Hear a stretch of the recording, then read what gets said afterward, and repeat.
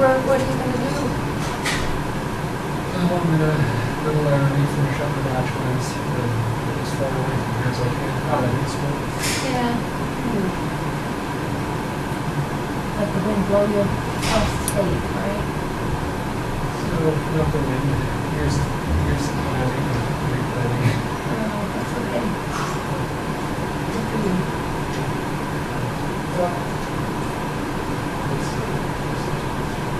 You work out.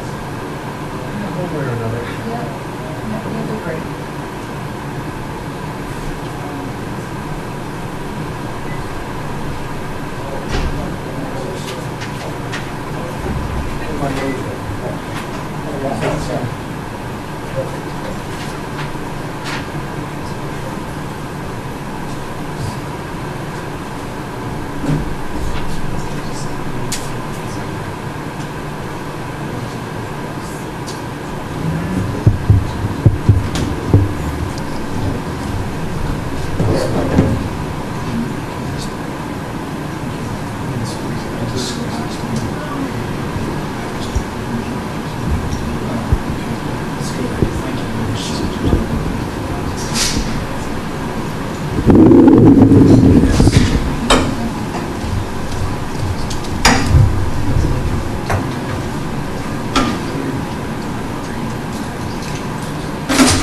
Sharon, she and LeBron are supposed to be here to have you hook her up.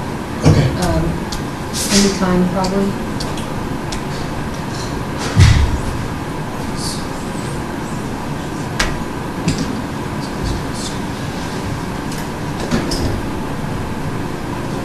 I don't know if she's bringing a laptop or what she's got.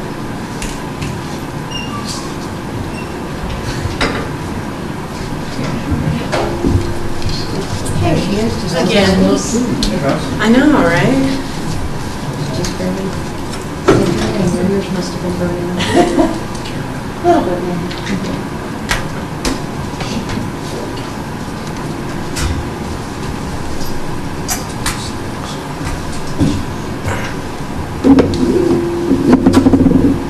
Are you do you have any kind of presentation or anything as far as on the board? No, Okay.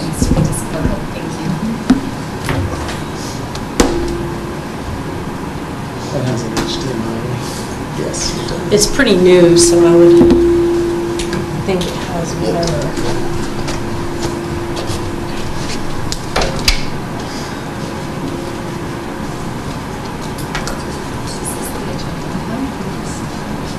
What's going on, Sheila? Working, how about you? Working.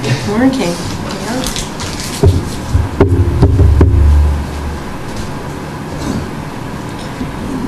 Do you know if there's like a minute? Doesn't really matter, I don't care. I'm just gonna grab this.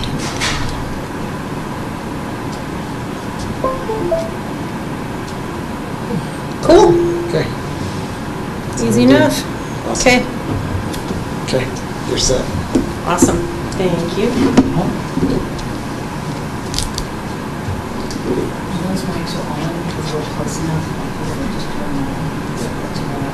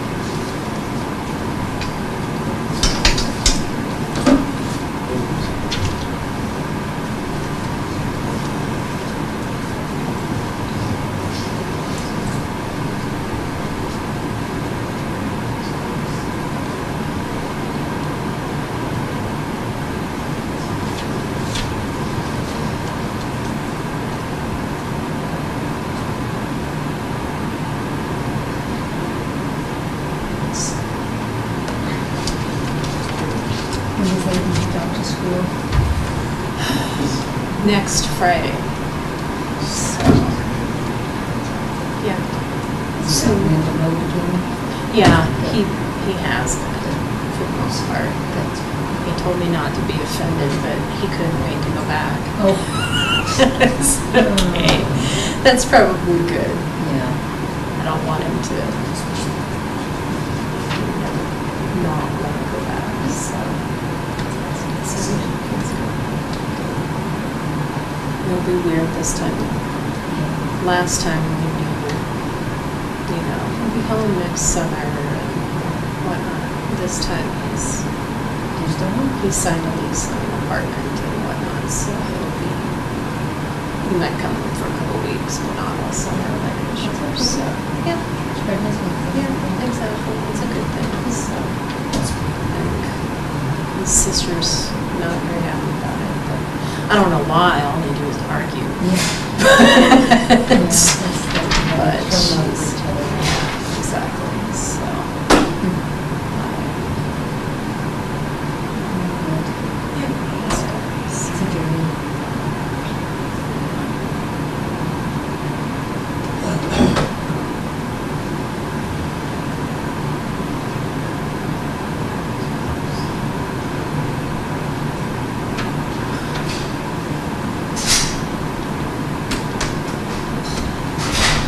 no picture. What promises? I don't want to be. You know, last time I didn't take a photo because someone asked me not to. Brian told me that was wrong. Oh, And I should probably just- Brian can take it up with me. Brian can take it up with you. Take a photo. I know where he lives. You guys can talk about it after I do my job. And Raina was supposed to come in here and meet you because she's taking over school board. I was going to say, this is your last one of these, huh? Who is it? My coworker, her name is Raina. Raina? Yeah. I can give you her email address if you'd like. That would be great. What's her last name? Jones? So it should be, I think it'll just be R. Jones if you want to kind of hear, but I'll double check. Okay.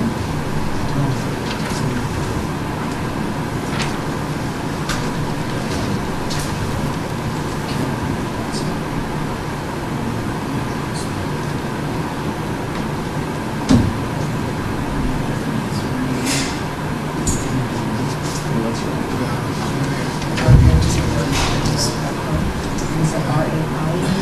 No, it's R-A-N-A. R-A-I? Okay.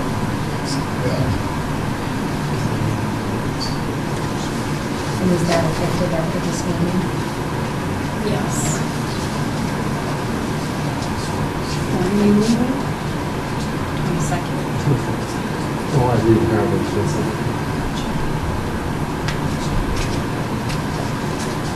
If we notice the Brian desk this morning, but I haven't seen him all day, so Oh, really? he might just be, Did you take the day off, or did you not go out so much time? I don't know, this morning, left for a bit, and wasn't feeling well, and when I got back, Dawn said we left for lunch, and just happened to be back.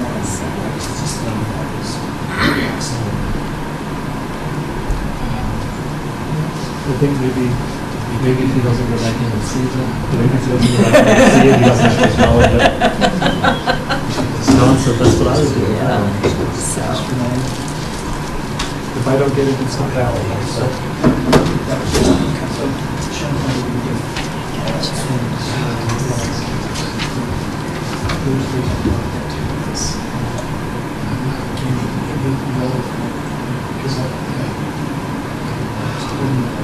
What do you have still? it'll be good.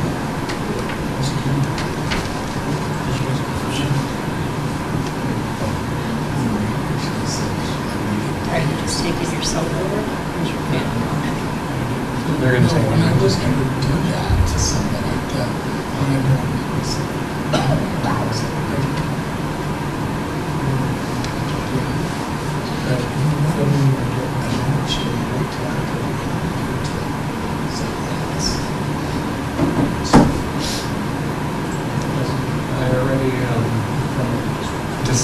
roommates and we were actually bad with them.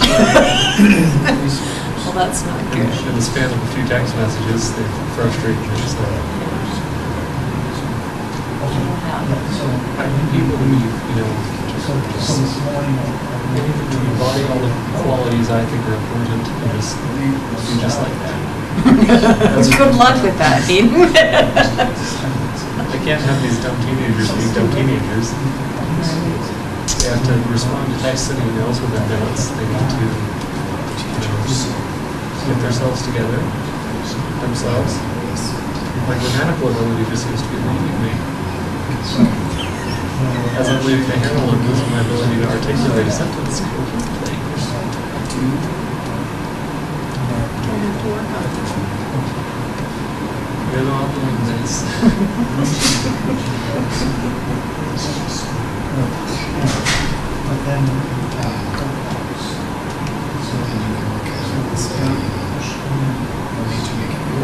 Themselves. I can't believe they said that. Themselves? Themselves. No bothers me.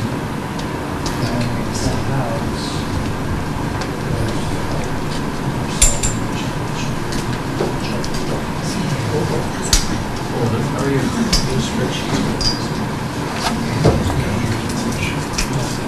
Trying to let go because I started again.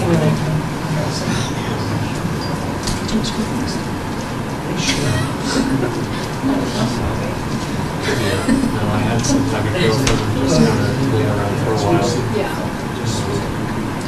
Good call. I don't mess around with headaches. All this week. Really? I don't know what it is. I think it's a brain tumor. Brain tumors. That goes there.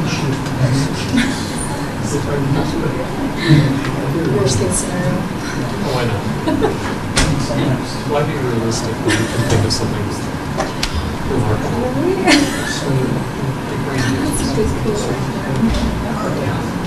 That's a good cool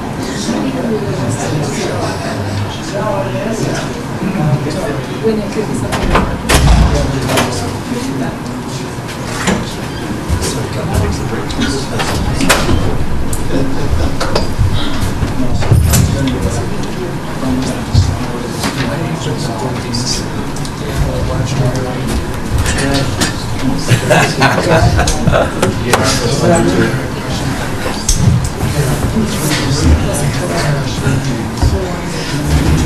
Left, so I don't have that problem.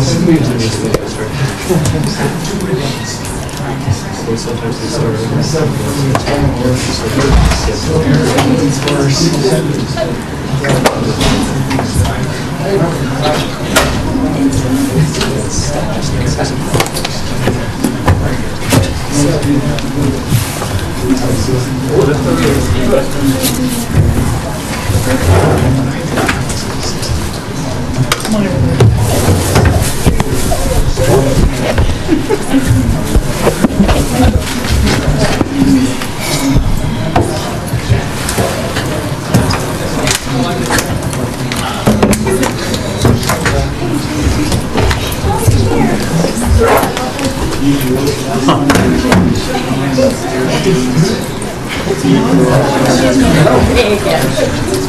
So I do have a question.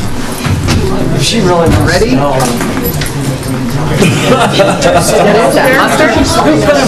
on a diet. You don't get any more chocolate bars. You get mustard. Couldn't help it. I appreciate it. It'd be kind of embarrassing if you. I was going to blame it on Joel. Yeah, my first guess would have been Joel. You were I'm second. right here. Yeah, she remembered. My little friend Ellie will be sitting here pretty soon. Sanchez. Yeah. How are you? All right. Oh, I'm glad Caleb's not here. We kind of screwed it up. I think they're going to anticipate getting a lot of stuff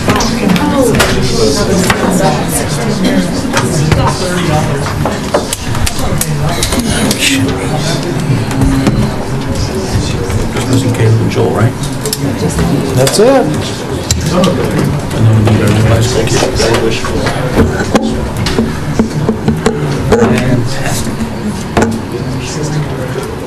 All right, welcome everybody. It is 6:02. I'm going to call to order the Uinta County School District Number 1 Board of Trustees School Board meeting. I need a motion to go into the school board meeting. So moved. Motion, Jenny? Second. Second. All in favor? Aye. Any opposed? Ayes have it, motion carries. Will we please all rise for the Pledge of Allegiance? I pledge Allegiance to the flag of the United States of America and to the republic for which it stands, one nation, under God, indivisible, with liberty and justice for all. Thank you. Justice for all.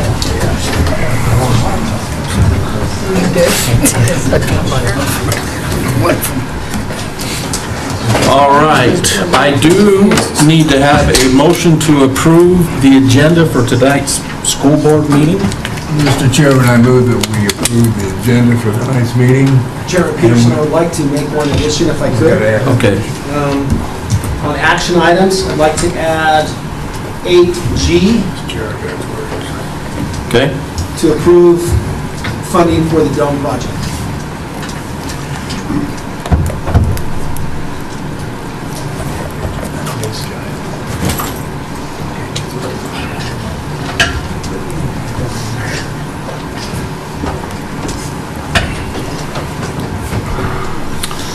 All right, so now I need a motion to approve the agenda. No, I need to approve the modification, the amendment. So I need a motion to approve the amendment, adding 8G, funding for the dome project. So moved. Second. Have a motion and a second. Any discussion? All in favor? Aye. Any opposed? Ayes have it, motion carries. Motion to approve the agenda? Yes, no, that was just to the, now I need to approve the agenda. Motion to approve the agenda. As amended. Oh, that's the motion. I have a motion from Brian Woodward to approve the agenda. Have a second? Any discussion? All in favor? Aye. Any opposed? Ayes have it, motion carries. Okay, consent agenda. I need a motion to approve the consent agenda, items A and B. A, the minutes from 7/19/2023, and B, payment of bills. So moved. I have a motion. Second. Any discussion?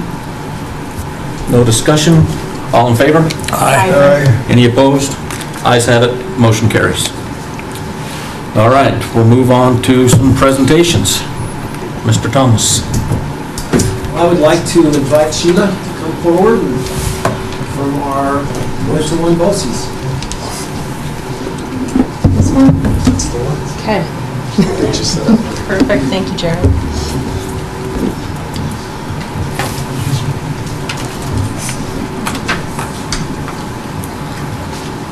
Maybe?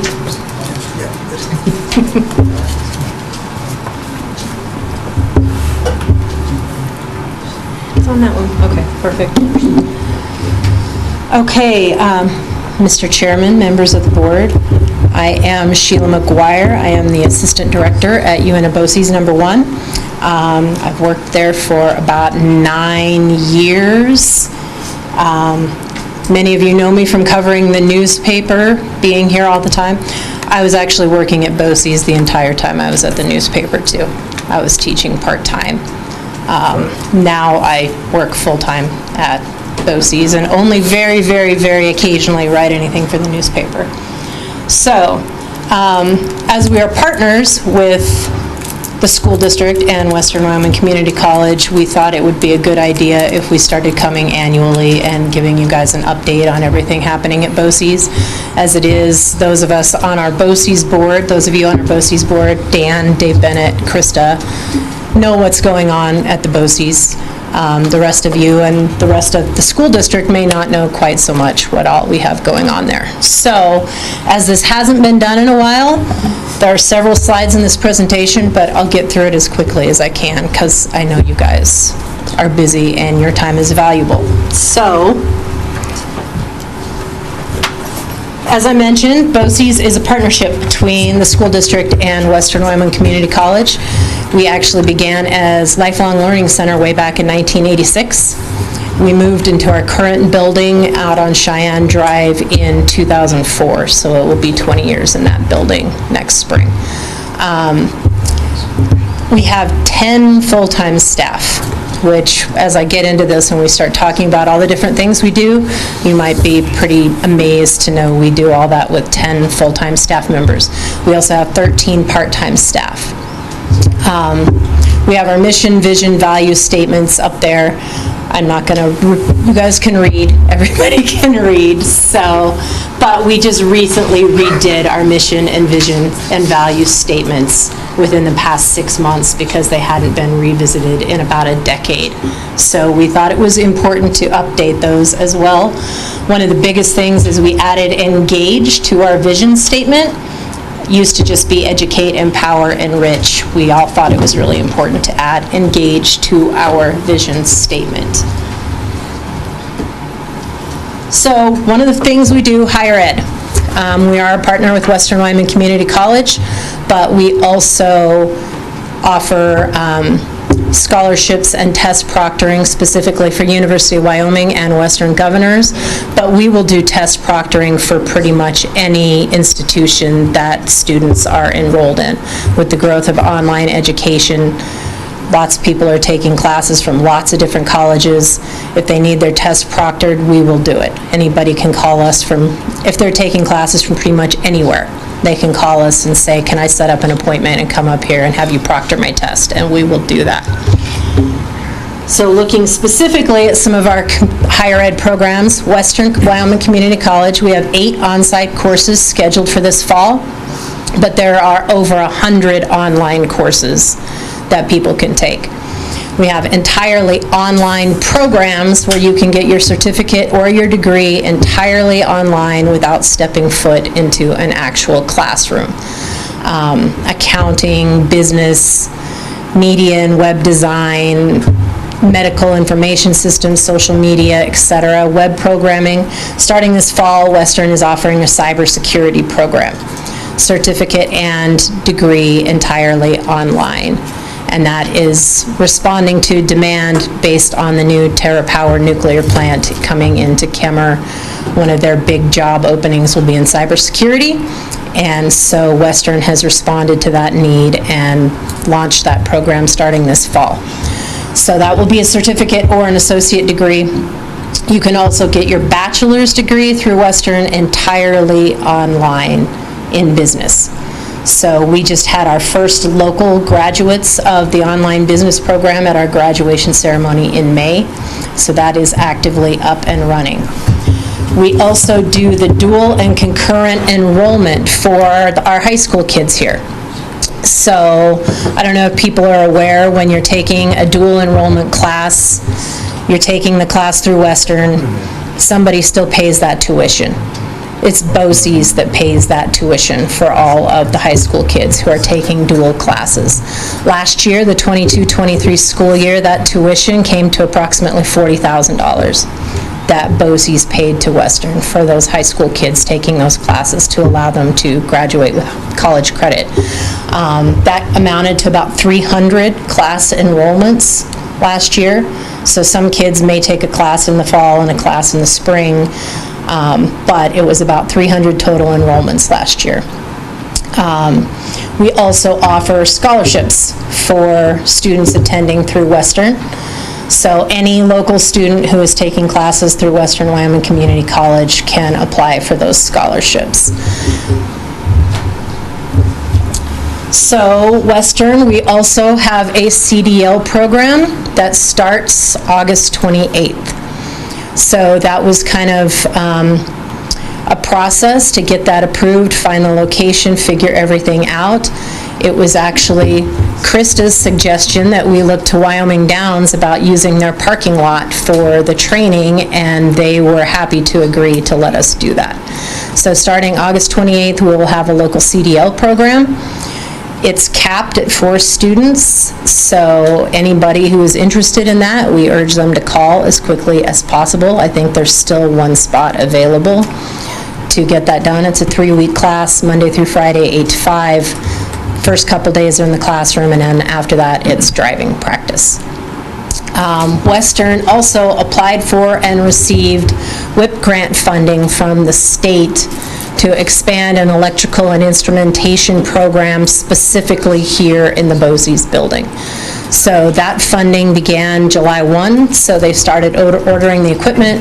We'll start getting that in. The plan is to hopefully have that program up and running by spring semester, so starting in January. Western is accepting applications for somebody to teach that class as we speak.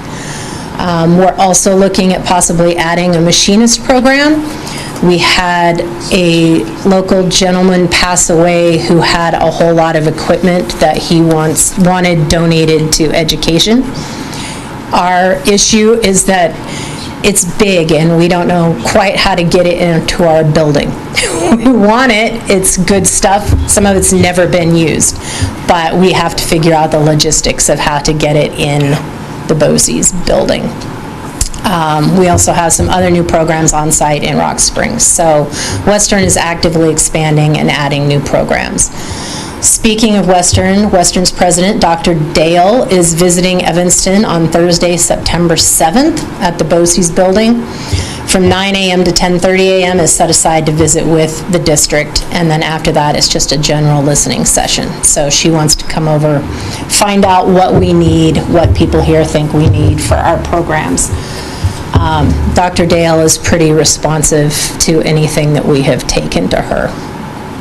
Other higher ed opportunities, like I mentioned, we do proctoring.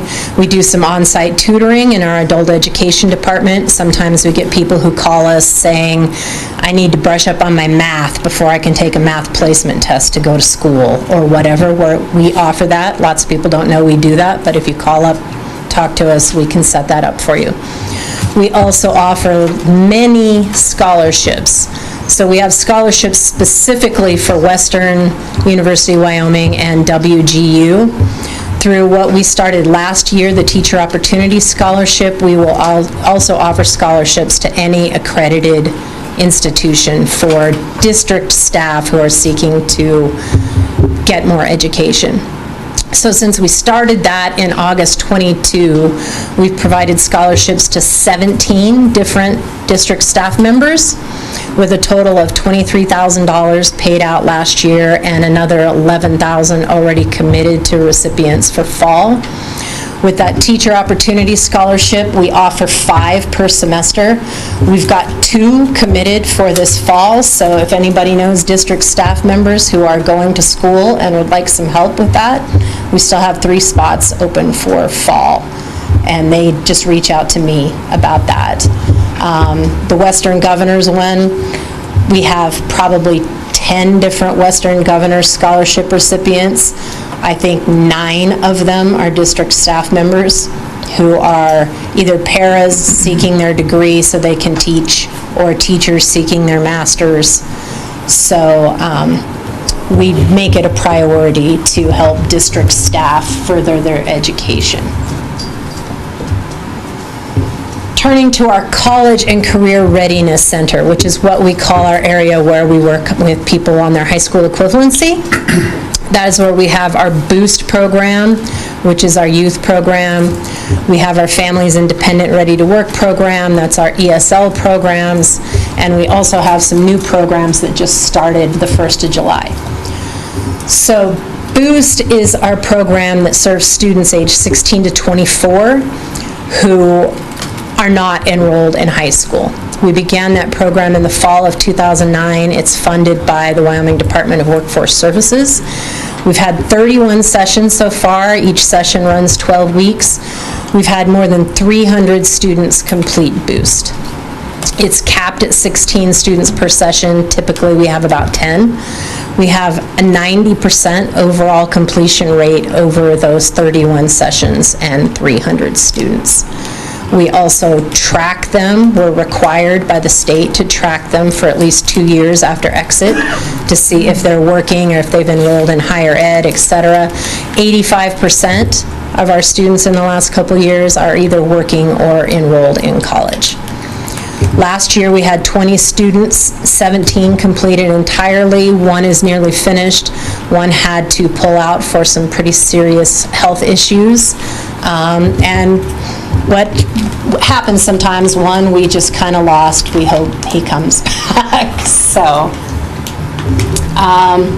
that program includes a lot of different components. We do all the subjects to pass the high school equivalency, which is reading, writing, math, science, and social studies.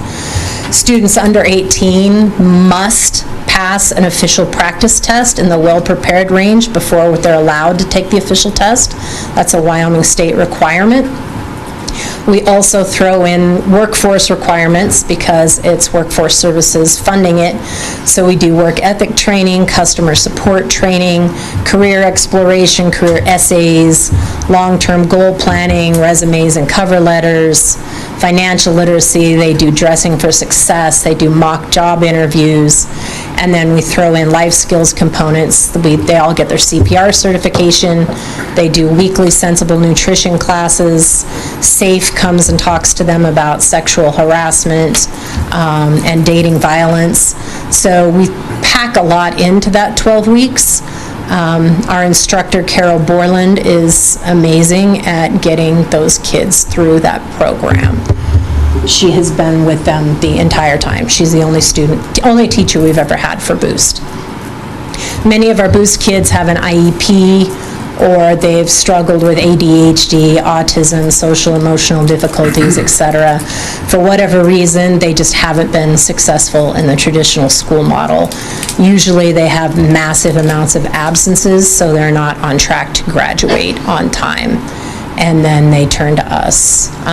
We have a pretty strong relationship in terms of the high school and Horizon referring students to us when they think that is the best option to help them get through.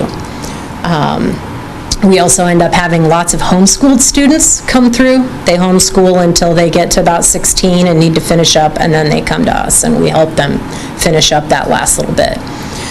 Students who finished Boost years ago come back regularly to ask for help in applying to college, writing a resume, prepping for a job interview, or just to come by and say hi. Boost is treated like a job. They have to keep timesheets, and when they have completed milestones like attending so many hours, passing their tests, etc., they get paid. So it's treated like a job.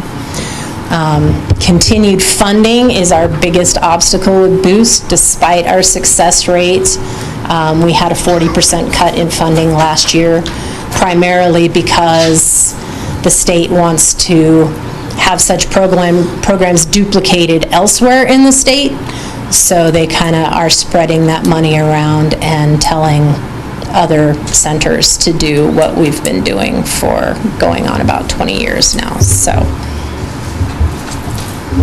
our high school equivalency program is for anybody. So Boost specifically 16 to 24. High school equivalency, anybody who wants to come take that test can come enroll in our programs for free. We offer morning classes, we offer evening classes. We even have distance programs now since COVID. We typically serve about 20 to 25 students each year, with about half completing their high school equivalency in that time frame. Sometimes we've had students who are like in their 50s and even 60s who dropped out of school when they were like 12. And they come back, and it takes 2 to 3 years to get them through all of that material to where they can pass that test. Our high school equivalency programs are funded through the Wyoming Community College Commission. Okay. Our Families Becoming Independent program is funded through the Department of Family Services. It began in the fall of 2014. We provide workforce skills, parenting skills, workplace-specific training, and on-the-job training to qualifying low-income parents. So that one is specifically for parents of minor children who fall under the TANF poverty guidelines, which is actually 185% of the federal poverty rate.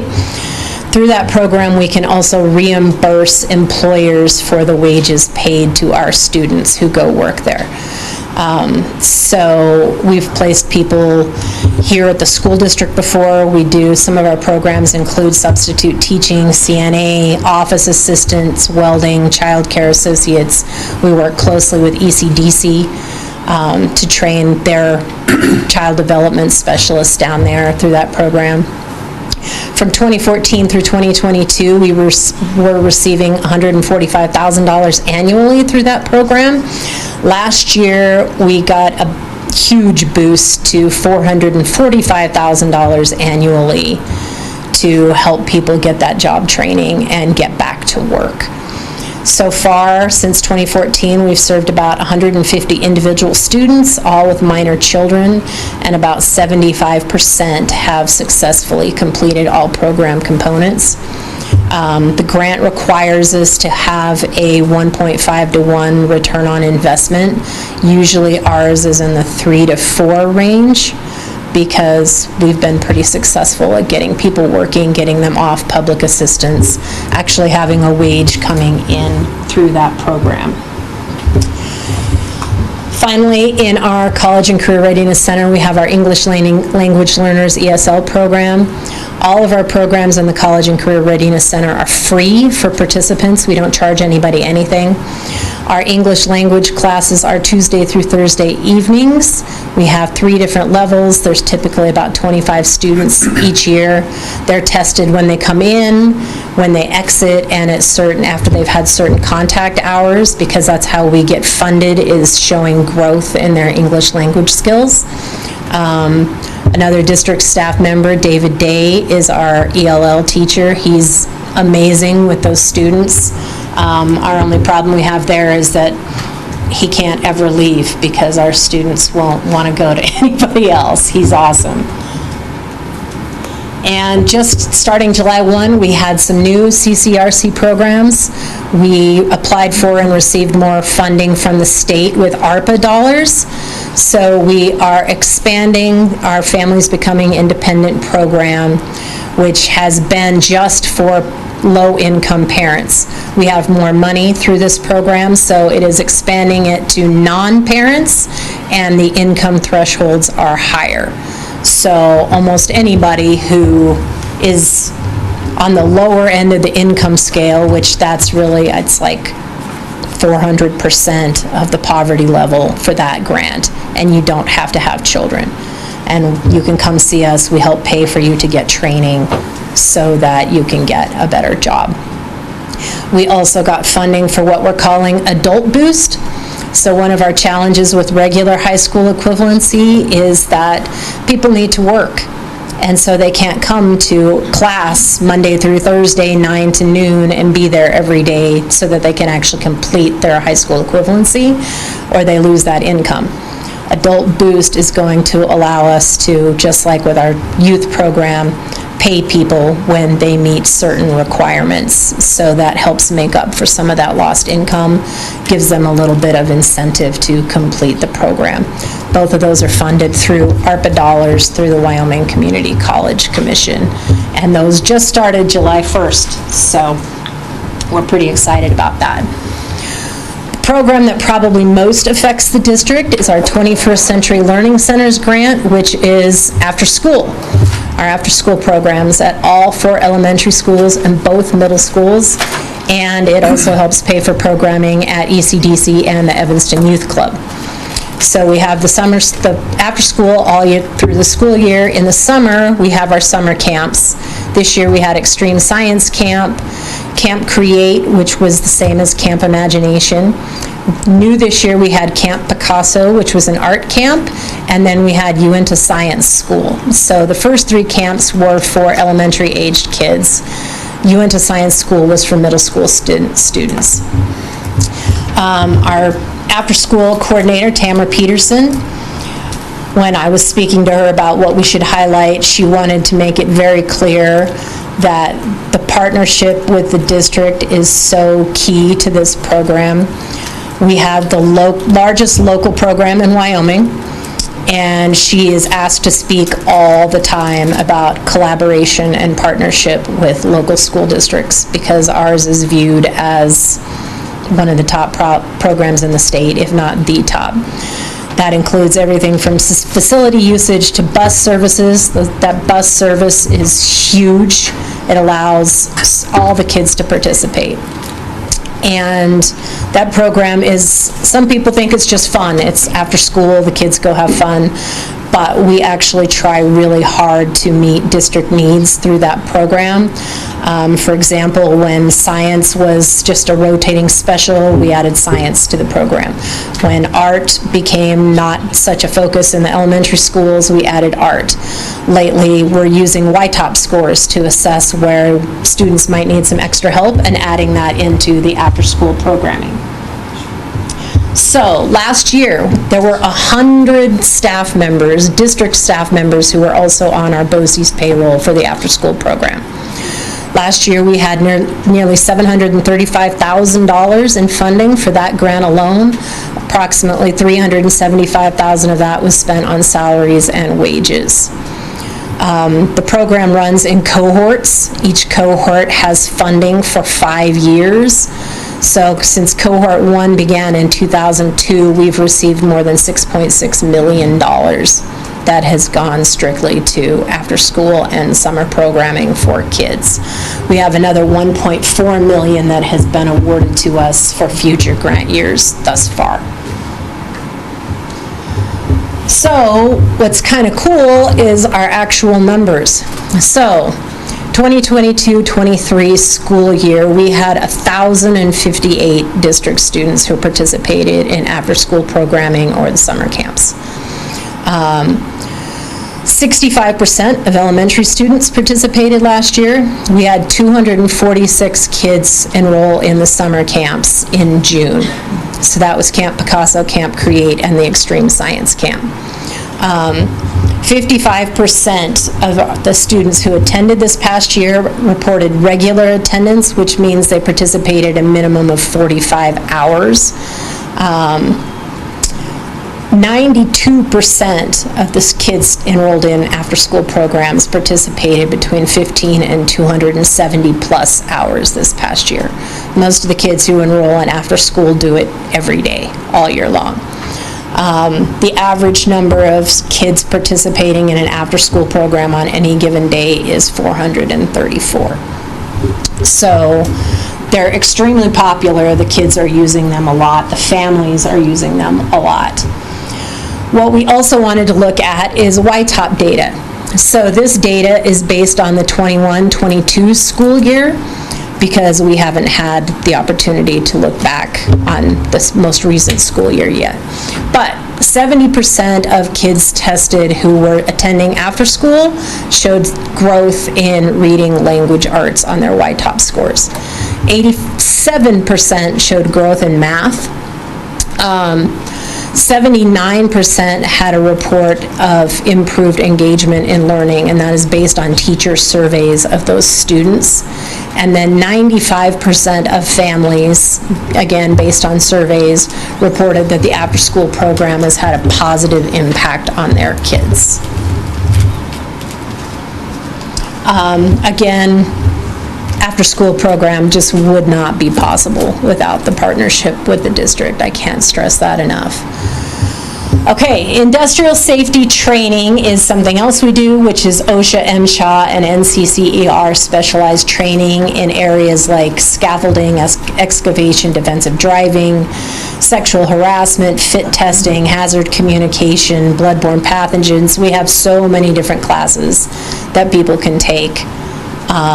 Industry specialized. We also have general labor, construction, minor, pipeline maintenance, mechanical training, etc. We have basic pipeline training, H2S safety training. We have all of these classes that we offer regularly but can also be on demand. If a company calls us up and says, hey, we've got 6 people who need to be trained on this, can you do it? Our answer is pretty much invariably yes. We just find a way to work with it. Last year, IST served nearly 700 students through 190 classes. And about 300 of those students earned a nationally recognized certificate.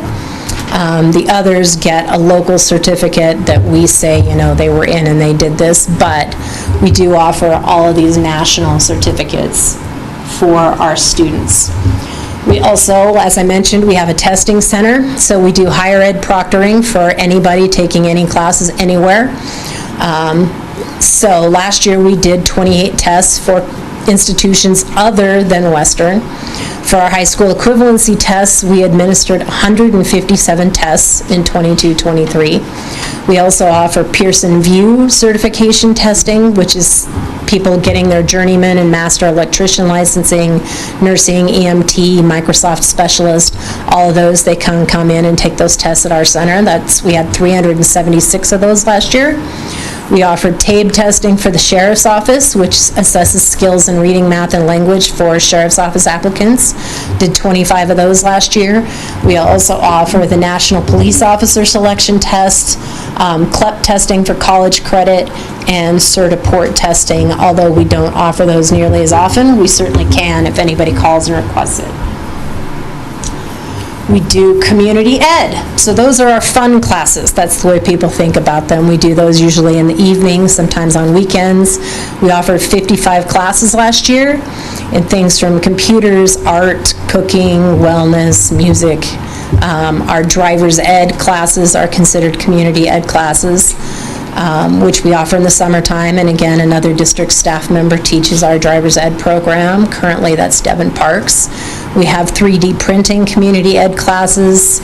We're always looking for teachers who have an idea of something they want to teach. You call us up, you say, hey, I think this would be a good class, and we find a way to make it work. Some of those classes are free. Some of them are $25. It just depends on how many hours it's going to be, how many evenings, and we come up with a schedule for that. We also offer online classes through Career Step, Ed2Go, and You Got Class, which are all outside agencies that we partner with to offer training opportunities that we don't have here locally, that are all entirely online.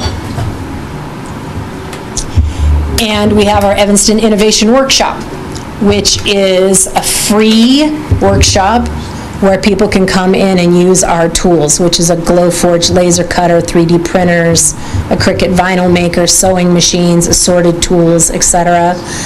School year hours are 4:30 to 7, Tuesday through Thursday. We have somebody trained who's in there who can show you how to use all of these things. You can use them for free. The 3D printing materials are also free. If you want to sew or whatever, then you'll have to bring in your own stuff. But if it's 3D and you just want to use our machines, it's free to come in and do so. We're also working on developing a STEAM club for 5th through 8th graders to be able to gather there once a month and work on projects. Okay, so our challenges up there are we have many students, higher ed students, who just want to take classes online. So getting people to actually enroll in in-person classes at a level that can justify us offering them is becoming more and more challenging when there are so many online options. Funding is perpetually a challenge. As I mentioned, we had a cut in like our boost programming. Sometimes it's hard not to feel like we're being punished for being good at what we do because people get told to replicate our programs, but then our funding gets cut so that other places can replicate our programs. But we keep finding a way to make it work. We go before the voters every 4 years for our mill levies to continue, so that's always a little stressful. We just did it last fall, so we're good to go for a few more years and at least don't have to stress about that for a while. And then just public perception. We hear all the time that we don't have a community college, or we don't have this, or we don't have that. And we do. We have many students taking classes here online. I myself got all of my degrees attending college here online. I didn't leave Evanston, and I got my associates, my bachelor's, and my master's entirely outreach. And I'm currently working on my doctorate entirely outreach. So it is possible, and we have lots of students doing it. Opportunities, vocational and career programs, we think that's probably going to show a lot of growth, and those are programs often that actually have to be done in the building. They require that more hands-on training. It's possible we might look at additional mill levies specifically for vocational sometime in the future. We have a lot of growth in Southwest Wyoming and a lot of projected growth, and we have a really strong partnership with Western at the moment. And we've got a really good reputation statewide and nationally. Some of our programs, our FBI, Families Becoming Independent program, our director of the state had a call from national people wanting to know what we were doing to get the kind of numbers we're getting. So our folks at BOCES are really good at what they do. I can't sing their praises enough, especially because there are only 10 of us there full-time. So huge thank yous, again, the school district. So District Facilities Department. We use district buildings for the after-school program. We also use them for our special events like graduations. Jaron is a great source of knowledge when we have questions about facilities. He's pretty great to call up.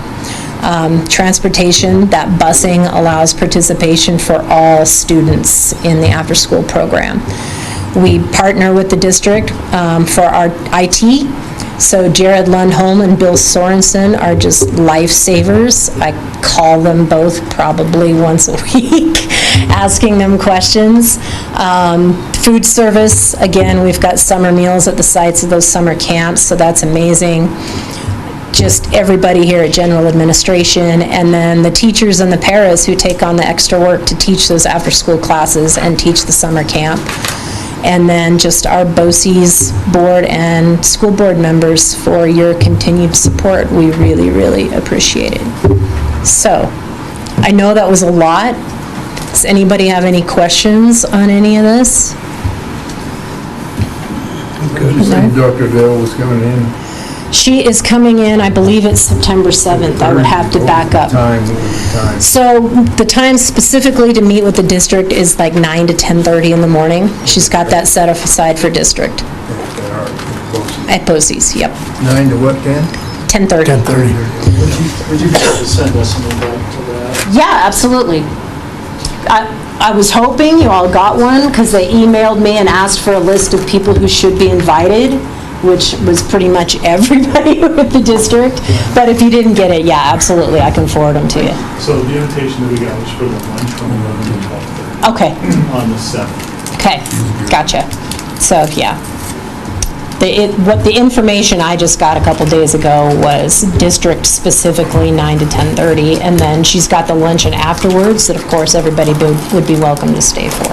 But, yep. Great.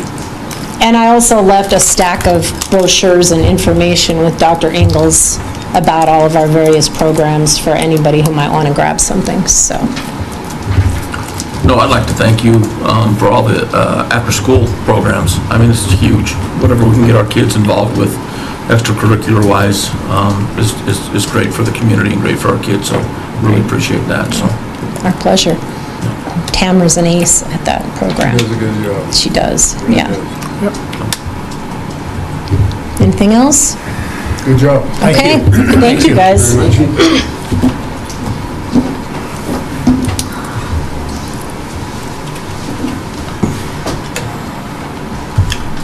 Mr. Thomas. I'd like to introduce Holly West from the Boys and Girls Club. She's going to talk about our partnership that deals with the expulsion program.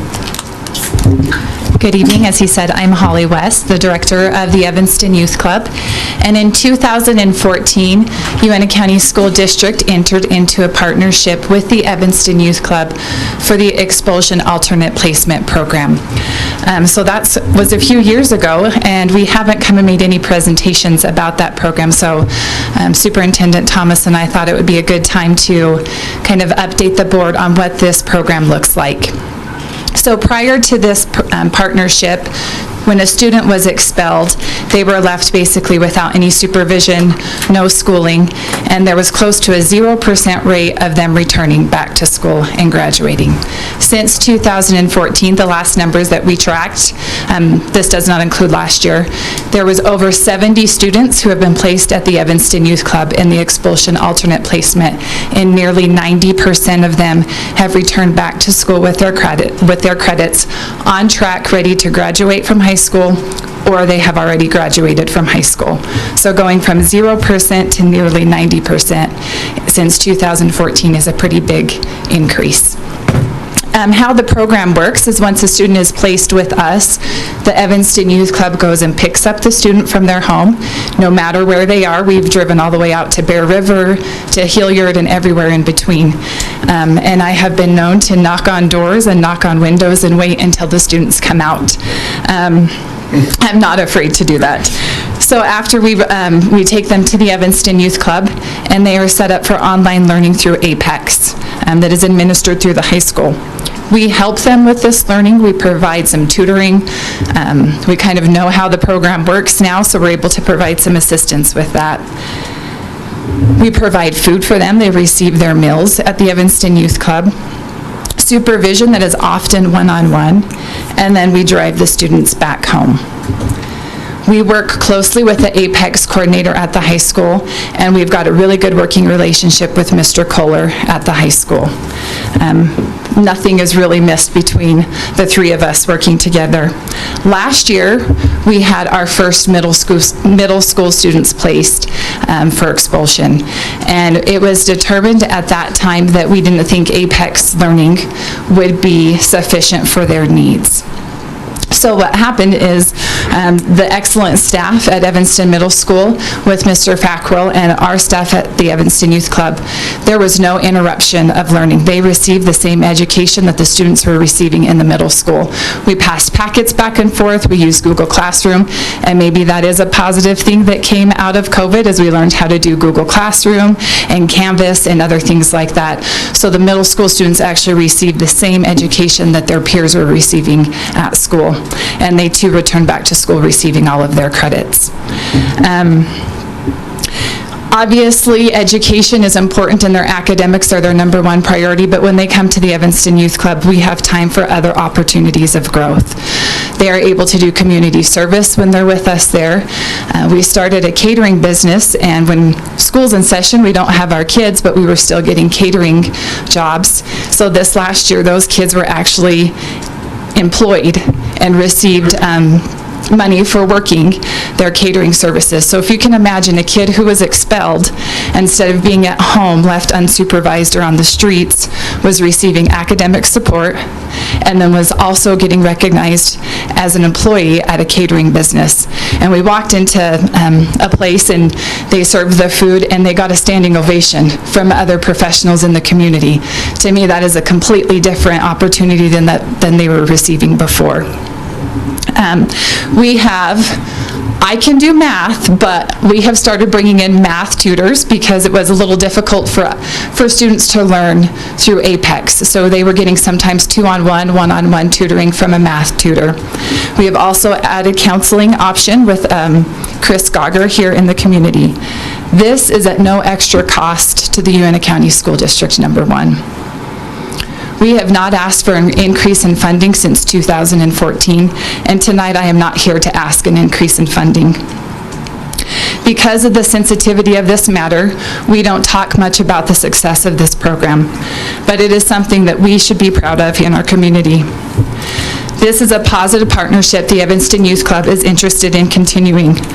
Our mission is to provide opportunities for all youth, even those who may make a bad choice every now and then, to reach their full potential as productive, caring, and responsible citizens. We know that education is important to reaching this mission. We are committed to our youth and value our partnership with Uintah County School District number 1 as we continue this partnership for the expulsion placement program. Do you have any questions?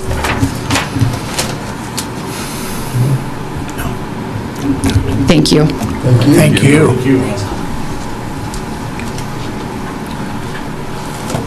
All righty.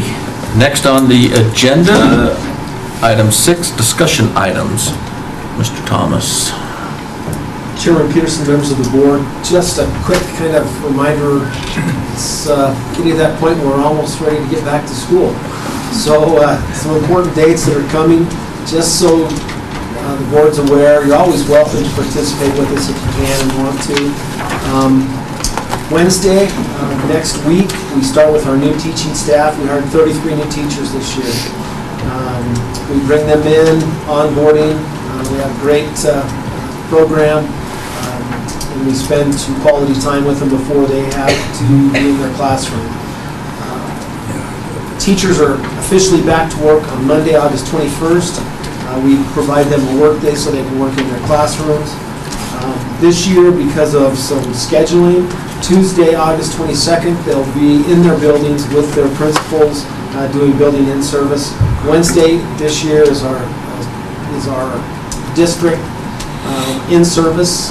We have Josh Varner coming. If you haven't heard of Josh, he's amazing topic in terms of trauma-informed care, focusing on needs of our students and our staff. And so I'd encourage you, if you come, to his keynote, and then he'll provide another hour training to certified and support staff.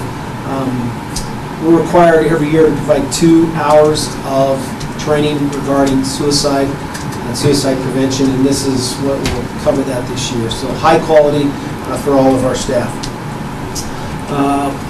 Support staff will be involved in the afternoon on Wednesday. That's when they'll do their district meeting, and they'll also, like I said, be taught by Josh. Thursday the 24th, again, is building in service for our staff. Friday is teacher work day for our staff. And Monday, August 28th, is the first day of school. So just some things coming, ones you to be aware of. You're always welcome. If you give me a shout out on that Wednesday morning, I'll introduce you to the staff, and they always like to see board members there, so you're welcome to attend. That's next week.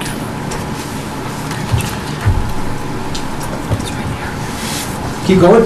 Yes, you were up. I'm on a roll. Yeah, you're on a roll. Keep going. Chairman Peterson, just some quick comments about our Pathway to Excellence. Just a reminder, this is our strategic plan. We review this yearly. Even though it's a year plan, some of these goals lay out further ahead than 1 year. I think we're proud of the progress we've made, and it's reflective on the goals that the board sets. Tomorrow we'll work with the principals to set district goals. They'll work with their staffs when they come back to set building goals, all in an effort to achieve the goals of the board. So just a quick review of these, I'm just going to read them. Pathway to Excellence, High Reliability Schools Framework, Fundamentals of Professional Learning Communities, Standard and Assessment Work K-12, with the goal of providing a guaranteed and viable curriculum. That's one of our goals. That represents a great deal of work by our administrators and our principals and our staff to accomplish those. Very, very important work of what we do, and the board sees that. Second goal is to improve district communication. It's something we'll always work on. We can get better with communication, and our commitment is to do that. Not only, I think one of the main goals when we talk about communication is that we communicate all the wonderful things our district does for students and staff. You just saw the partnerships, these 2 partners that we have in this community that are outstanding. Sometimes I think we forget that we are a good partner with a lot of different organizations that impact programs for kids. So communication can always get better.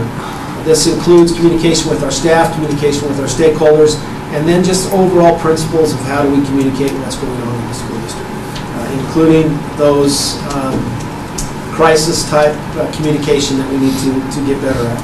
So communication plan is one of our goals. We continue to have a goal that all schools will be certified in high reliability schools level 1, 2, and 3, which is safe and collaborative culture, effective teaching in every classroom, and guaranteed a viable curriculum by May 2024. As you're aware, all 4 of our elementaries have already met that mark and are certified levels 1, 2, and 3. Our secondary schools, their goal is to be certified by May. Our elementary schools will continue to press forward, I believe, with level 4, which is exciting. And that, again, is an emphasis the board has put.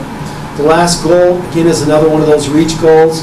Focus on life skills, which includes citizenship, positive behavior supports, anti-bullying, healthy living strategies, social and emotional health of students and staff, and accountability.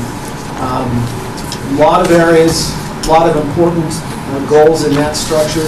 The idea of bullying continues to be a hot topic. You can hear it. I just read an article, amazing.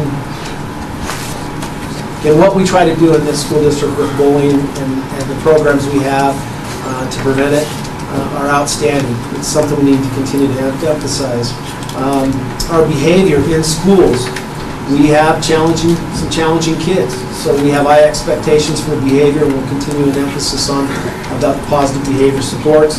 And then just the social emotional health of our students and staff is a commitment. Healthy staff is important, healthy students too, so we've put some significant resources in there. We'll spend some of our board members throughout the year talking about these programs and what we're doing and how we're doing it. So those are the 4 goals that we've established through our retreat and also some time spent today. So any questions, comments? If you recall how we do this strategic plan, this will come back in September for approval.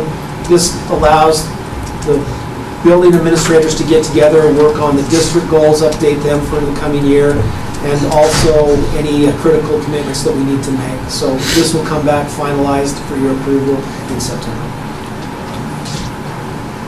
That's all I have for that. Okay. Next item, dome project update. Chairman Peterson, I'd like to invite Jaron Dennis to come talk to us about the domes.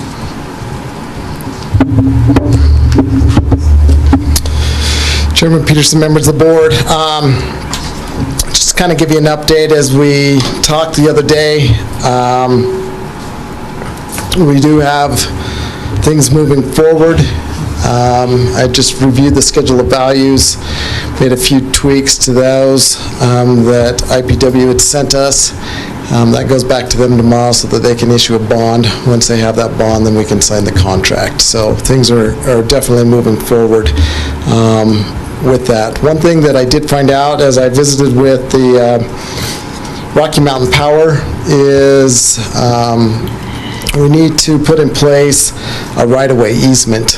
I guess back in '85 there was not a right-of-way easement actually there for the power company, and we need to kind of move forward as we set that new transformer, create a right-of-way easement. They actually have already put together one. I'll give this to Mr. Phillips. I think you've seen these before. It's kind of a general one.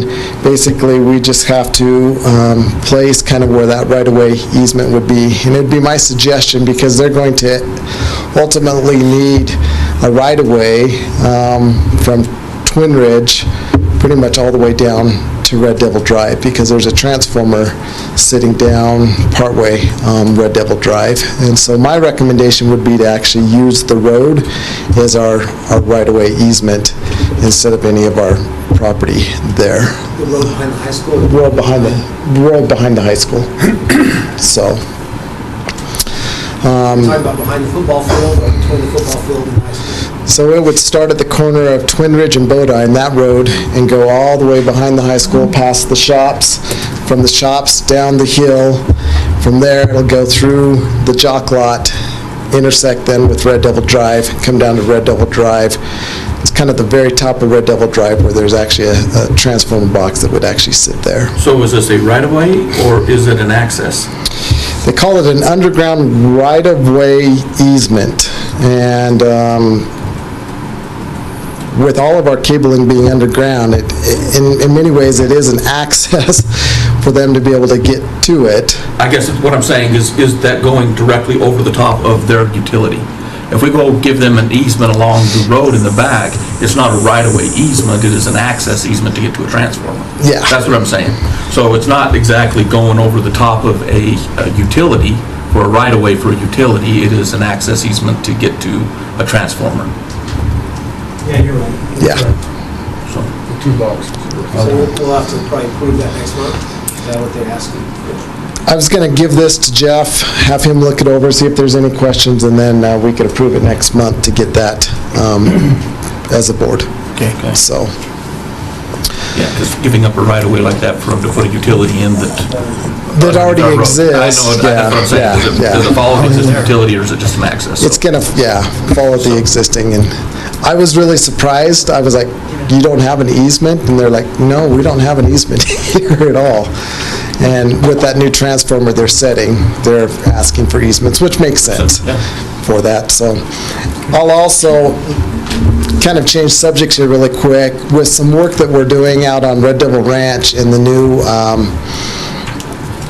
pivot that they're putting out there for sprinklers.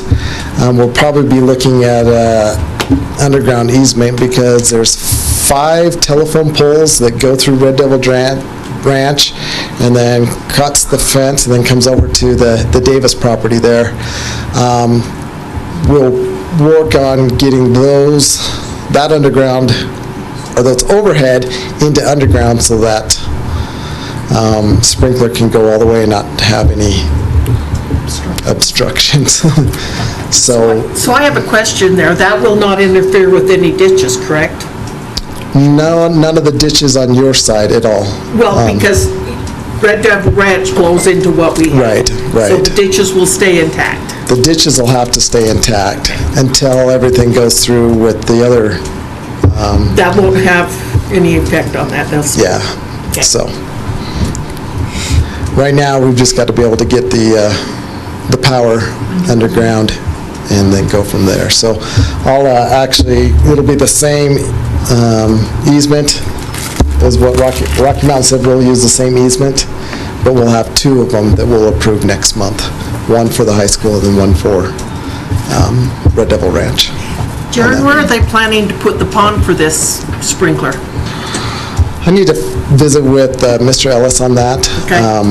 where that's going exactly. Right now, I'm just working with him on Okay. kind of the power and what will be needed for that. And I know those telephone poles well.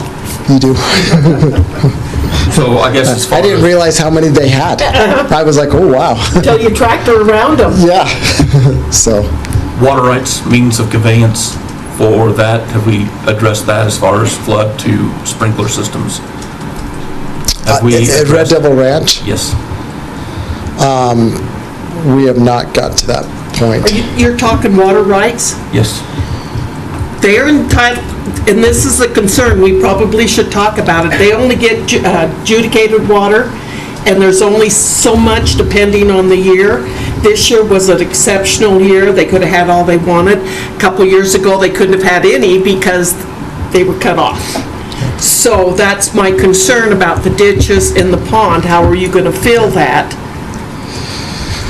Knowing Brennan, he'll go through the process. I know that we've got 100, we talked about 100 shares that the state hospital has granted us for additional water. That's 12 days worth. Just to let you know, that's 12 days worth. So whatever that, works out. And so there's some things that we'll continue to work out as we work on this project. Yeah, and with the again, pivot. I mean, if they gave you the shares, there's a transfer of water rights, means of conveyance, just make sure we have all our ducks in a row before Yeah. we finalize everything with this, so. Yeah, that would be Sulphur Creek shares that they're Yeah. talking. Yeah. So, I did have a conversation with Mr. Ellis, and he seems to have all that stuff lined up. Okay, all right, I asked the very same question. okay, all right. and it'll probably be good, maybe at our next board meeting, to have him come and talk about kind of the next steps. But I knew, as I was talking to Heather down at Rocky Mountain Power, and we were talking about both projects, we needed an easement for both, and so you will see that next month for that. And then the easements, we will be vacating the one for the overhead? Yes. So that will go away? Okay.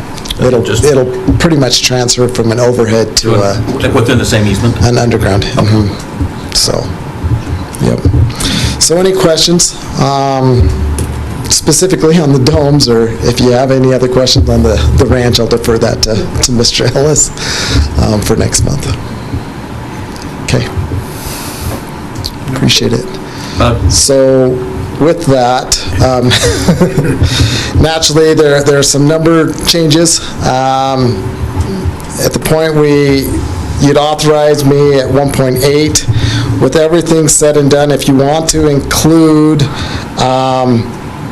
the FF&E, we need to change that number to 2.4. So that'll be something that'll come up later on. If you don't want to include the FF&E at this point, we'd be at about the almost 2 million. Well, if we don't approve the FF&E, we're going to come back and we'll have to address it again. Yeah. So, So I might as well do it I now. think Brian hit it on the head earlier. We're going to get this Yep. thing done, let's get it done, Yep. get it approved, move forward. So, Just some additional numbers, and we've talked about this, but in terms of where our unassigned carryover will be with that expense, is we're still looking at $2.66 million in unassigned carryover. If you combine the other aspects of the carryover that are assigned, we still have a very healthy carryover. I think that needs to be the message, is we are spending a few more dollars, but it's actual dollars now in terms of, we actually have bids in our hands, and we know that this is what it's going to cost. Any delay, I think we're just going to increase those costs. Also, we've talked about, I think it's wise to include the FF&E. Yes. But we've talked about having some of our organizations fund for that flooring, to be a part of it. When I talk about organizations, is our basketball teams, football teams, all of our activities, maybe raising some funds for those services. I think it would be a source of pride for them and for our community. So anyway, 2.4 is where we're looking, and that's what you'll approve if you approve this tonight. Did you have something, Brian? I was going to say, Jaron, the position that I have on this is that if we piecemeal this, we approve this amount of money, and then we come back and we approve that amount of money, it creates these perceptual stops that might give the impression that maybe we won't fund these things at some point in the future, and I don't get the impression that that's the feeling of the board. I think we want to appear as committed as we are. And so, my intention is to vote to support this thing and get the money approved so we can make it happen. Appreciate that. So, Mr. Thomas, just in a few words, could you please explain the monies that are going to be used for this as the one-time use funds? And so, for those that aren't aware of where this money is coming from and the bucket of funds that this is coming from, so. Chairman Peterson, members of the board, we've had discussions in the past, and that may be one of the areas of confusion about this. We were going to borrow the money, and then the board made a commitment to fund it on their own. So this $2.4 million will come out of our carryover. It's a one-time expenditure, but the board has asked us to commit line item for the next 10 years to replace this. So we're looking at $240,000 to $250,000 a year for the next 10 years to replace the money that's used on this project. The commitment of 10 years at $250,000, I think will pay it off before then. I guess I'm not overly optimistic about funding in Wyoming, but I'm very optimistic about our ability to budget, even in tough times. So we are going to pay ourselves back. We're borrowing the money out of carryover from ourselves. We will pay it back over 10 years. Like I said, hopefully it won't take us 10 years to pay this off, but it will be a line item on the budget for the next 10 years. Mr. Chairman? Yes. I'd like to make a motion that we approve the $2.4 million expenditure for the dome We project. got to wait till action items. So Okay. we'll get it approved. It's on the Appreciate it, agenda. though. We got it down here, but we'll have to wait till we get to our action items to approve it. So Okay. we're just during the discussion items right now, so. Thank you, Superintendent Thomas. Anything other else questions, with this? I'd like to go back to the Red Devil Ranch. I think you and Brendan and Mike need to talk, because there's more than the state hospital on that ditch. And so you have to call for the water at a certain time. So I'm not sure you're aware that it may not come when you want it. I recognize that, and like I said, Brendan's been working on these things. Again, as we look at, what this pivot will do, it's just an educational opportunity for helping students understand what that is. And so, Well, I agree, but I think, everything that everybody's hooked to that ditch, they need to work together. yeah, And we're not the only ones. so, There's Days, Sims, Clark Lawler, Ralph Staley. so, yep. All righty. Any more questions? No. All right. Thanks, Thank you very much. Appreciate it, thank you. I guess we'll move on to item 7, public comments. As you come forward for public comments, please state your name and your address. But on. Wow. Keep going. Wow. I guess no public comments. Now we'll move on to our action items.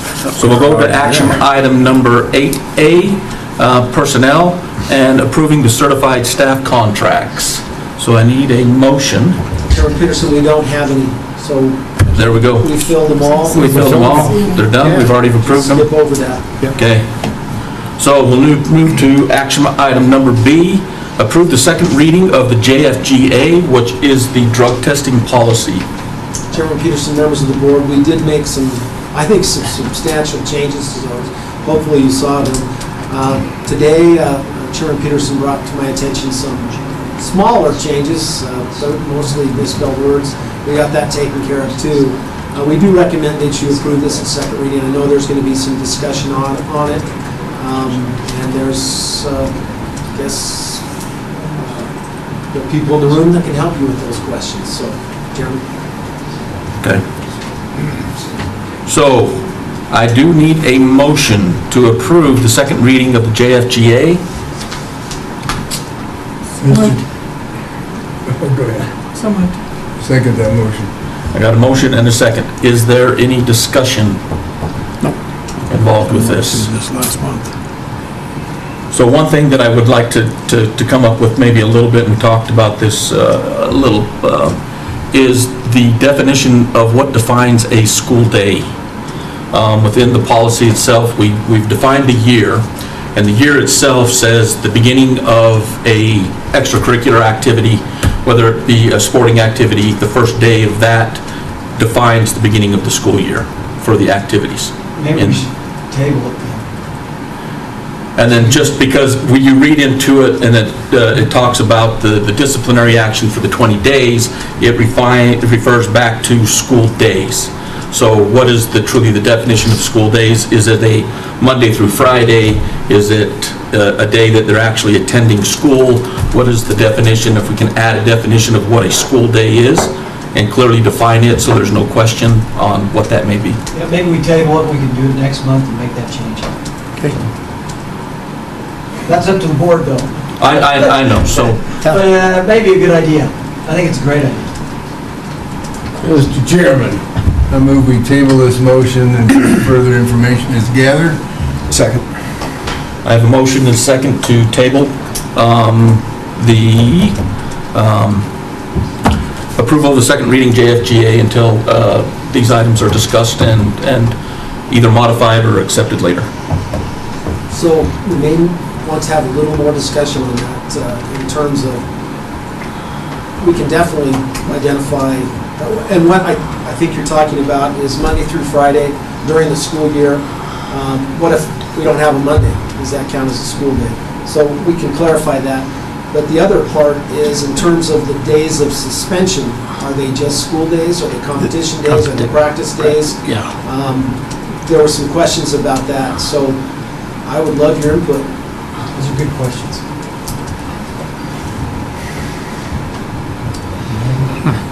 And Mr. O'Neill, you're welcome to provide your input too. I guess, let me kind of tell you, being involved in the creation of this policy when it was originally put together, some of those definitions were not ignored or even avoided, it was just assumed. The idea that days of suspension would be the same as any days of suspension in any other disciplinary situation, so school days, so Monday through Friday.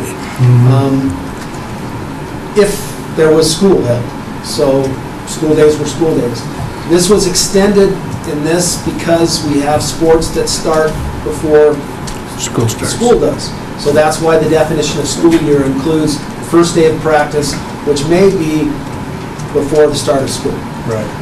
School days, and I think maybe that's the part that was just days when we are contracted to have school. That gets a little cloudy because we also consider those days during Christmas break when a sports team practices. That's considered a potential day when they could be suspended from that activity. The challenge is the language, because they're suspended from competition, but they're not suspended from practice.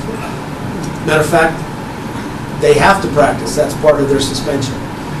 They just can't participate in competitions or performances for those 20 days. Do you count competition day? For example, they practice Monday through Thursday. On Friday, they have a home game. That's definitely a day they're being suspended because they don't get to participate at all.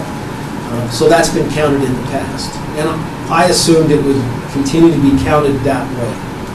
So school days would include when students are normally in school. So Saturday and Sunday would not count. We would also probably put in there in terms of required practices during spring break, Christmas break, and even the preseason, I think you include that. It would be good to clarify that in this definition too. The whole point of this policy, and I hope that's the part that people get, is this is truly to provide our students an opportunity to say no. They're engaged in an activity, they're engaged in something worthwhile. We don't want to participate in illegal drugs, with illegal drugs and illegal substances.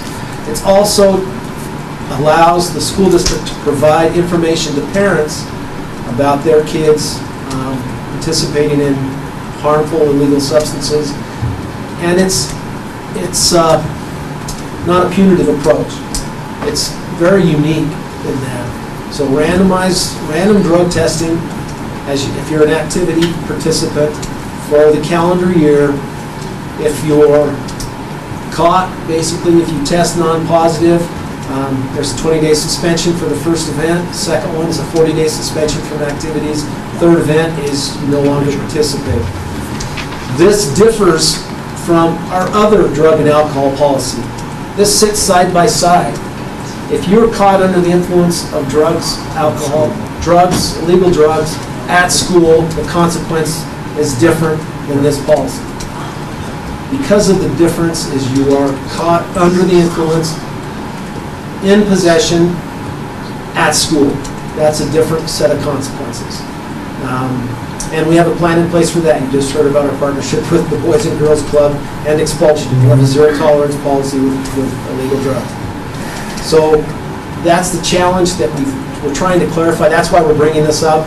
We're not trying to get into the weeds. We're trying to just clarify this activity policy with our code of conduct and the activity handbook. They're separate, but they play off each other, and they're important components of both. So I guess that was probably more than just school day discussion, Yes. but it's important that if there are concerns, that we clarify now.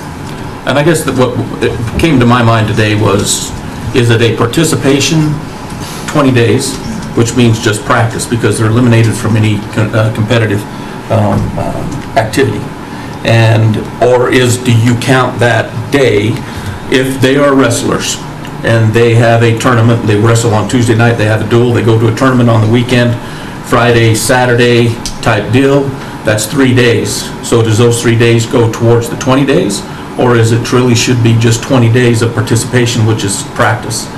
Or, some of those long events that are basketball tournaments they go to Thursday, Friday, are they considered part of the 20 days?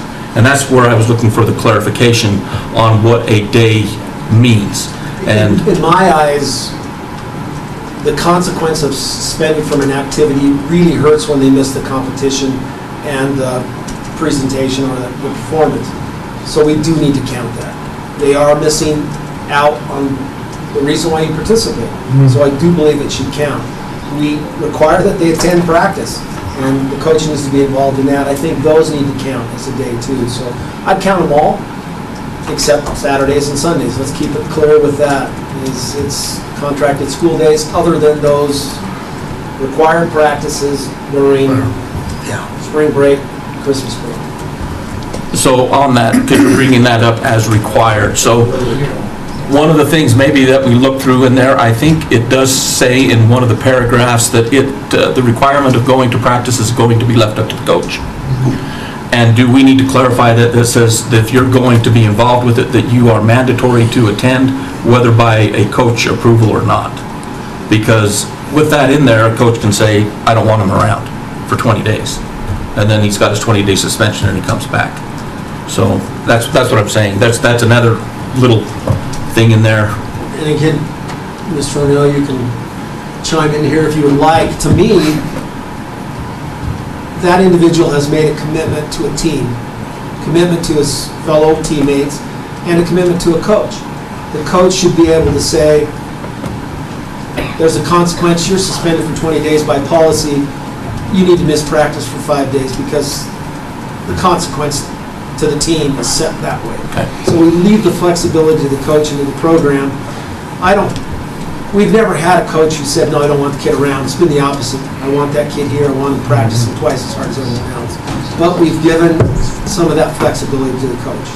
No, I agree. I think the kids need to be there. I do, and that's why I was saying, I'd rather have the kids involved there than being at home doing whatever at that point. It would So, probably mean more, I think, if the coach said, no, you need to be there, than it is for you as a It's board to set policy. policy that says you need to be there. So Okay. I think the coach needs to have some skin in the game there, Yeah. coach and sponsors. Mr. That's my Chairman. opinion. Am I to understand that what's holding us up on approving this second reading is just simply the definition of what constitutes a day during the suspension? Pretty much. Or was there more? Yeah. And so, if that's the case, for the sake of trying to keep this process moving along, is it possible for us to approve this second reading contingent upon, or approve the second reading and then we approve the third reading once those pieces are put in place? Yeah, third reading policies in effect. You Right, can't that's what I mean, approve- we just don't simply approve the third reading until we get the pieces in place that we want, The but for board the sake has- of time, we can move forward.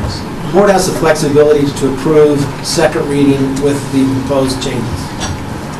but the thing is, we don't have the definition of the day. change. Yeah. So we need to work on that. So I would suggest we just, I think we still need to take it. yeah, that would be my suggestion. Okay, so we've got a motion and a second on that. Yes, we did, so. Okay. What was Bubba gonna say? I just think the part with the coaches being involved, I think things have evolved since that was written. I tried to sit down with the folks that were involved in writing that, so I understood a little bit better as to why they voted the way they voted. I think when I'm dealing with it, I think there's a mental health piece there that we may not have been concerned as much about 16 or 17 years ago when this came up. I was the first coach that had to deal with this. The mental health issue that I believe is there is we want to make sure that those kids are okay. And those kids being okay is being with their teammates, with their coach, with that extended family. And that's kind of the way we approached it. We really never gave them an option. We said, hey, if you want to come back and participate in these programs, then you need to be there every day and show that you can be there every day. And there's a consequence if you don't. And so and that's kind of the way I interpreted it, is that you want them to be there because of the mental health side of it. Again, I don't know, there's so many pieces to this that's hard to interpret.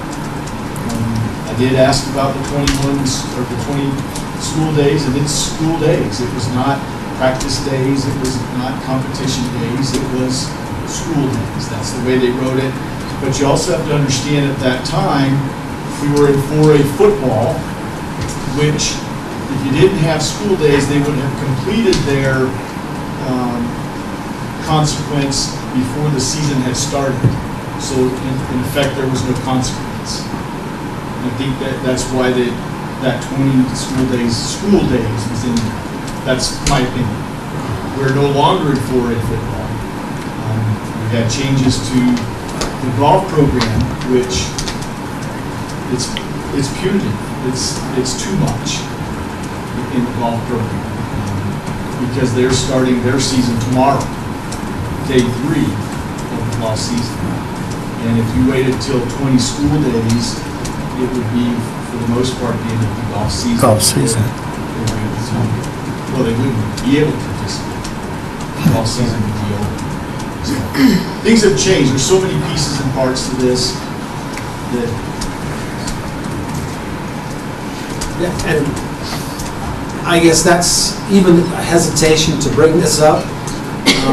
in terms of change in policy because of fear of getting into the weeds. The way this was originally written and by who it was originally written, which was a group of parents, community members, coaches, staff, and it was, I think, ahead of its time. It's still a quality program for the specific reason it is. So I don't want to get too far in the weeds, but I do think we need to define what a school day is, and I think we keep it simple and straightforward, reflecting on other types of suspensions that we have. Okay. All right. So I did have a motion and a second to table this.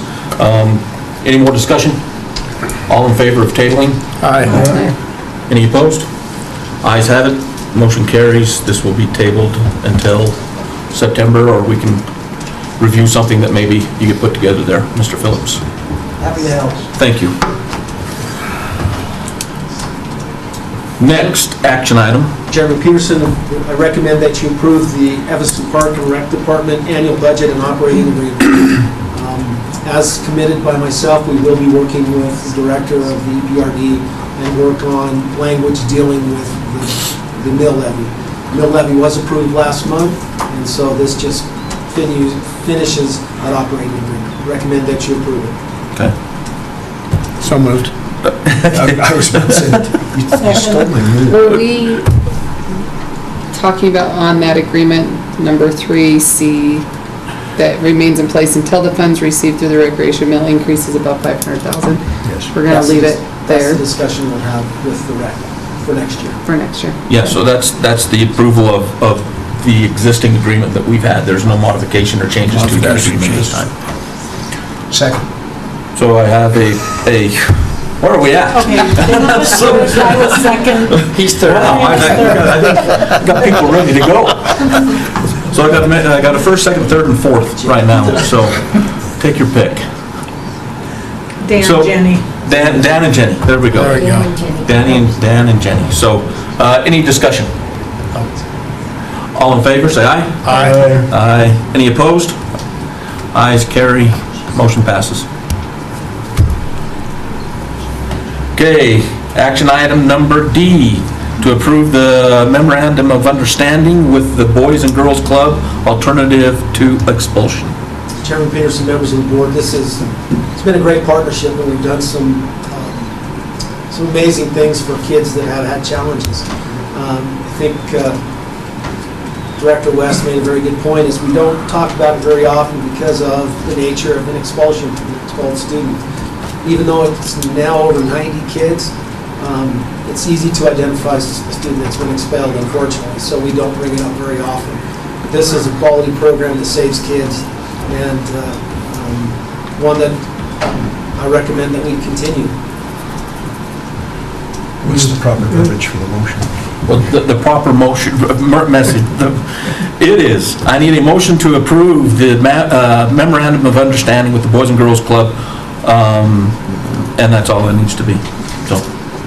I move that we approve the memorandum of understanding at the Boys and Girls Club. All right, I second that motion. I have a motion and a second. Any discussion? All in favor, say aye. Aye. Any opposed? Ayes have it, motion carries. Next, item E. Chairman Peterson, members of the board, recommend that you approve the Wyoming High School Activities Association membership application. This is a yearly application that we make. I know there was a question. It has 82 fifth and sixth graders. We typically have more than that. Probably, is that right? See that again? Where do those numbers come from? The numbers participants? Yeah. Their sign-ups through Family ID, which is our data storage. They sign up, register for a sport, so we can get those numbers through those sign-ups. Okay. So there's a possibility there might be more. There might be a possibility that there might be more sixth graders involved with some of our activities. Definitely. Okay, that's all I was after, so. So we're recommending you approve that agreement. Okay, Mr. Chairman, I move that we approve the Wyoming High School Activities Association membership application as presented. I have a motion. Second. I have a motion and a second. Any discussion? All in favor, say aye. Aye. Any opposed? Ayes have it. Motion carries. Next on our agenda, our action items, F, to approve the Western Wyoming Community College MOU. Members of the board recommend that you approve this MOU. This deals with our concurrent enrollment classes and the partnership we have with Western. Again, another fantastic partner we have. Recommend that you approve this agreement. Agreed. So I need a motion to approve the memorandum of understanding with the Western Wyoming Community College. So moved. Second.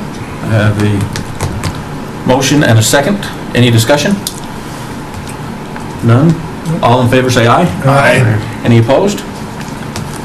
Ayes have it, motion carries.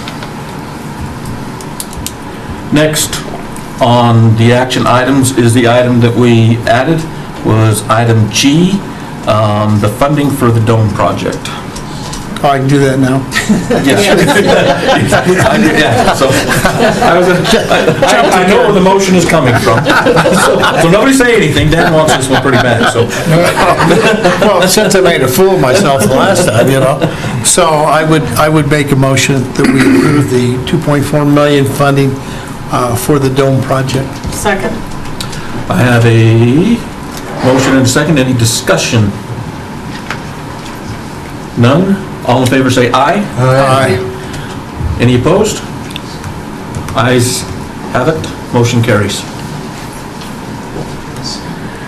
So, that brings us down to the board roundtable. Anything from the board? I'm good. Crickets, man. 7:30. This is the earliest I will ever be out of here. I know. Isn't that crazy? I know. Mr. Chairman, before you adjourn, just a note about the additional items. Please note the Wyoming School Board's Fall Roundup, September 18th. What's different this year, they've asked us to register. So we'll register for you. They would like us to register before the 8th, I think. This is our first meeting with Wyoming School Boards. They review mostly past legislation, current legislation. They'll probably have some interesting things to talk about national school boards this year, since they're no longer a part of that. But we always take Suburban or two, depending on how many attend. They provide dinner, and one thing about Kimmer, it's good. They'll provide good dinner. Oh, dinner. That's good. What day is that? Is that the one Clarify. you're thinking about? Yeah, that's the one good thing about Kevin. It's the food. So I'm good. It's a Monday. It'll be prime rib. Oh, really? I'll be there. Okay. So, yeah, call or text Sherry, let her know you want to get registered, she'll register for you. Okay. What if we just register everybody and then we just fall off if we can't go? You're gonna have a lot of extra. Yeah, you can have the prime rib of mine, so. Okay, if there's nothing to discuss, Mr. Chairman, I move that we adjourn. Second. so I have a motion and a second. All in favor, say aye. Aye. Any opposed? Thank you, David. Ayes have it, motion carries, and we are done at 7:30.